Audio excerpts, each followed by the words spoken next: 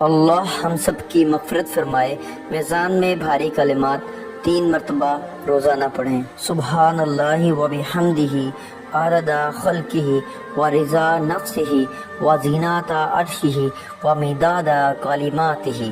ترجمہ: پاک ہے اللہ کی ذات اور اسی کے لیے ساری تعریف ہے، اس کی مخلوق کی تعداد کے برابر، اس کی ذات کی خوشنودی کے برابر، اس کے عرش کے وزن کے برابر اور اس کے کلمات صفات کی سیاہی کے برابر۔ فائدہ: ام المؤمنین حضرت جویریہ رضی اللہ تعالی عنہا فرماتی ہیں کہ ایک دفعہ نبی کریم صلی اللہ علیہ وآلہ وسلم ان کے پاس سے صبح سویرے نماز کے لیے تشریف لے گئے اور وہ مصلی پر بیٹھی ہوئی تھیں۔ پھر سورج کے نکلنے اور روشن ہو جانے کے بعد تشریف لائے تو دیکھا کہ میں ابھی تک مصلی پر بیٹھی ہوئی ہوں۔ آپ صلی اللہ علیہ وآلہ وسلم نے فرمایا، تم ابھی تک اسی طرح بیٹھی ہوئی ہو؟